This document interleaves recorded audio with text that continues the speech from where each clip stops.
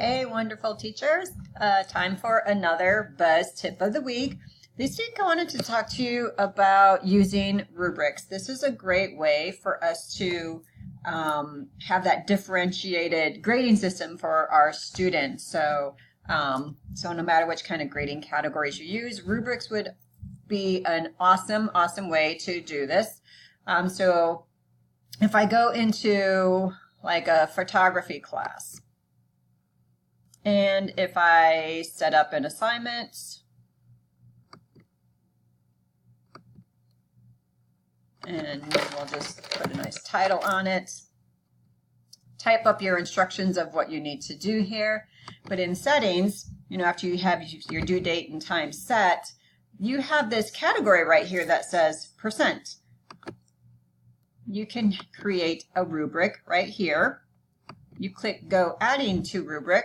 So this is the really great idea because I haven't made up any rubrics for new rubrics for digital photography yet, so you're not going to see for this class anyway any of those. So what you would do up here is that depending on how many levels you have, you can have 3, 4, as many levels as you want.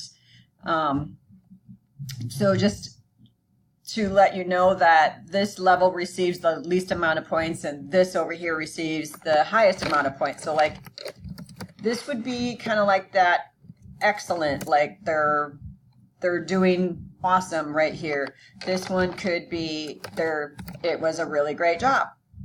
This one needs improvement.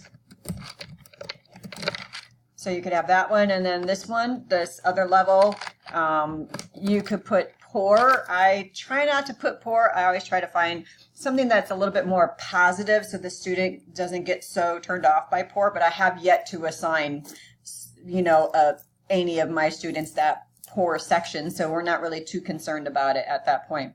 Here, the criteria, you can have as many as you want.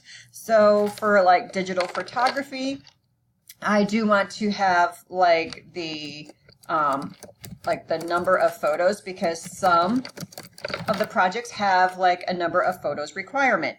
So if there's 10 photos required, I'm just going to put a 10 in there to make that worth 10 points.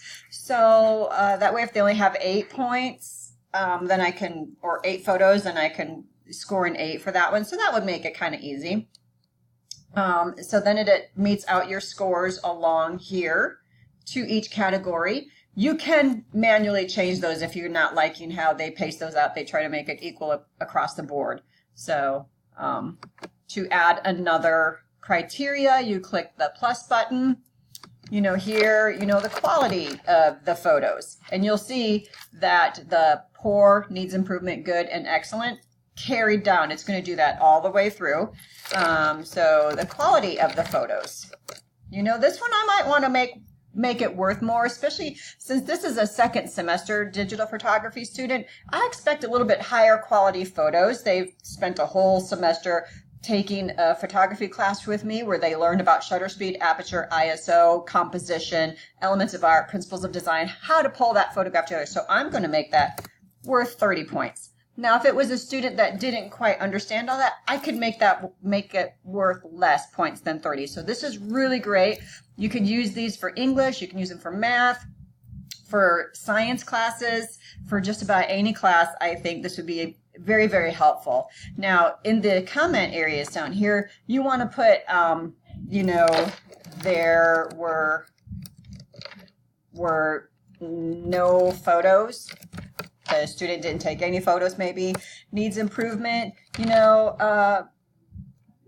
had some photos, and maybe the quality wasn't very good on that. But again, I have a quality category, so that might not go there.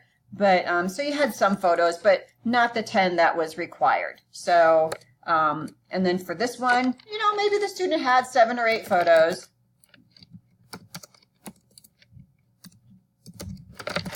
And then this one, the last category, had 10 or more photos. I usually don't restrict my students. It's always at least that number of photos. A lot of times they do more than that because they have such fun time doing it. So you just want to describe out exactly what it's going to take to get the score for these. So a lot of students are going to aim for this excellent category. So do a detailed description, like the quality of photos, it's in focus, the lighting is good, where it needs to be depending on what we're studying. If we're studying lighting, there's different elements to the lighting that they have to capture. So I would list those out separately for that student.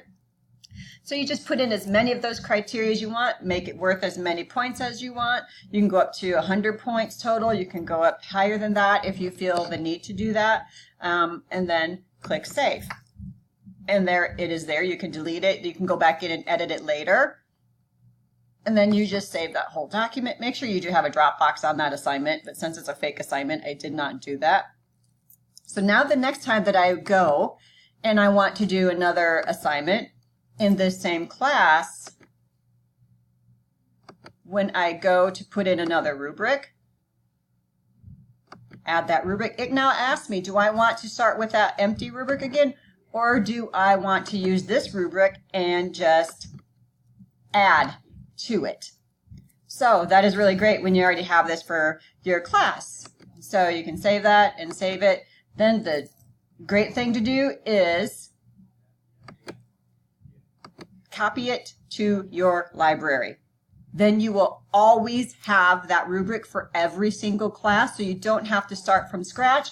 All you have to do is simply come over, get my categories out of here, and just pull it over. Has the rubric in there, and then all you have to do is go in and edit the rubric. See, it's already attached. So this way you can cater it to your specific student. This one looks different. They changed the way the rubric's done. This rubric was done up a while ago. So this way you always, once you create a rubric, you always have it, and then you can just alter it for your particular student to make it relevant for that student that is in that class. So if we go out to one of my existing art classes, we want the editor. And if I go in and I add something, you're going to see there's already quite a few